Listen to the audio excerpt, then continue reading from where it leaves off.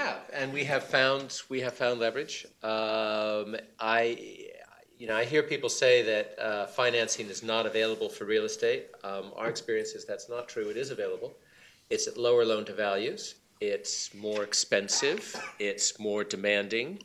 And there are fewer offers that one has, where you had 6 or 8 offers before. You have 2, at most 3 now. But financing is definitely available. It's just a lot more expensive and a lot lower loan-to-value ratios. I would couple, however, the financing discussion with the other thought, which is the pricing discussion on real estate, because I think a lot of people who are in the value-added core plus arena find it difficult to meet the price expectations of some sellers, and they say that's because financing isn't available. I don't think that's quite true. The financing is available, but it's too expensive to meet the price expectations of the sellers. So I think those two thoughts have to be put together. Prices for secondary, difficult property are still often too high. The expectations are too high.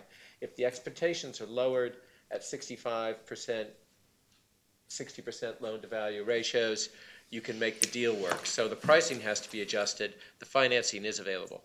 As Peter says, I mean, financing is available. It's just lenders are much more selective and cautious. So certainly if you want to leverage up to 50%, there's usually a reasonable spread of lenders that are prepared to do that.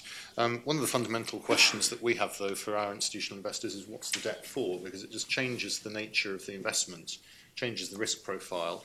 If the idea is that you're using debt to try and build a larger portfolio and diversify that risk away, certainly our analysis suggests that's not possible. You'll always add risk more quickly than you can diversify it away by buying a bigger portfolio. So debt has to be there to do something else. It's to buy buildings of a quality that you wouldn't otherwise be able to get into the portfolio, or specifically to add to performance if you think you're going to get some capital growth and going to generate additional performance. So we're being much more selective about why we apply debt.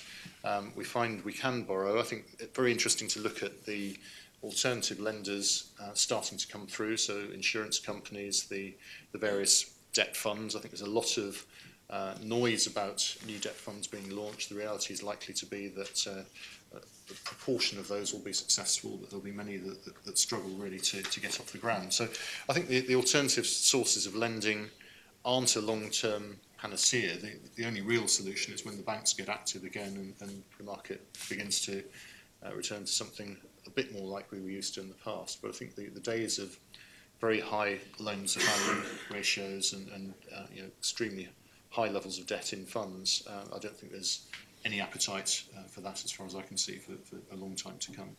One of the things we've seen recently is perhaps some of the clearers putting loans through the Funding for Lending scheme, which the government introduced to encourage loans to businesses, but in fact, because they defined it as a non-financial company, people like RBS and Lloyds are treating real estate related loans as falling within the same scheme, which means that their cost of funds on those loans is just 25 basis points above short-term treasuries, and that also they have a zero risk weighting for capital adequacy purposes. So we've actually found more of those banks coming back into the market on terms that our clients have found quite attractive. Obviously, there's the German banks as well who are in the market. And the other thing, there seems to be a slight shift in recognition that there needs to be some loosening of the sort of wave of regulation. I think the FSA has now said that they're going to defer slotting for those banks where they can agree an alternative internal model, internals rating-based assessment methodology, which it may be difficult for them to agree, but at least there's a delay there. And they've moved from the principle of saying that you need a fixed percentage of your risk-weighted assets to saying that we will agree an absolute number as to what your capital should be. And that will give the bank more flexibility to create further loans without also commensurately increasing their capital. So there's one or two positive changes there, plus, of course, the alternative lenders, which we are seeing insurance companies come into the market in quite a lot of different areas. I mean, the longer-term stuff like the Picton refinancing was quite an interesting one with Viva and Canada Life both lending at the same time with different maturities and different amortisation profiles in a way that brought the company's cost of funds down quite significantly. We're seeing some do short term, like AXA and MetLife, and we're seeing others do co-lending with banks, such as, for example, MetLife and the Hercules, where they combined with RBS and Lloyds. So I think we think there will be a trend towards longer term loans, but the bank, there needs to be an adjustment in terms of change of control clauses and what the prepayment penalty is and how that's calculated. Yeah, but what about the proposed FSA regulations on shadow banking? Isn't that going to? Well, I think, it's interesting, really. I mean, there will be some regulations introduced on shadow banking, and it's always difficult for people setting up a debt fund to pre-model to what extent you could become subject to those. To date, I think it's more about information and understanding from a systemic basis how much debt is in the market and the interconnectedness between funding institutions and things that aren't on the balance sheet. And I think there's also a slight recognition by some of the authorities that if they accelerate these regulations too quickly, they won't facilitate the process of deleveraging. In order for the deleveraging to take place, there needs to be alternative sources of lending.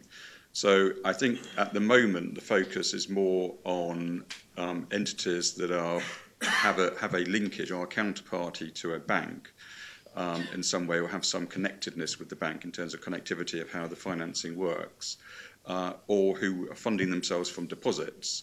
And clearly a lot of these debt funds won't be funding themselves from deposits, or where they perceive a maturity mismatch risk, which is something they've been concerned about in terms of the general banking sector, and so introducing the net stable funding requirement. So if they thought the funds were funding themselves with a maturity risk mismatch, they would impose regulation. But of course, most funds won't be doing that. I think one other thing across Europe on the larger assets, where the shopping centres or larger office buildings, the sovereign wealth funds have been the most active. You take this building as an example, where you have a Malaysian fund, they bought it with equity and they'll finance it afterwards. So they'll go to their financing after they've actually controlled and bought the asset. One other thing is swaps. I'm not going to time now, but of course, quite a lot of the swaps on the assets that were bought by private individuals who were able to get their 90, 95, 100% gearing are one of the poison pills with regard to some of the transactions across Europe, because the breakage of the swap is so high based on where interest rates were at the implementation of the swap and, of course, where interest rates are today.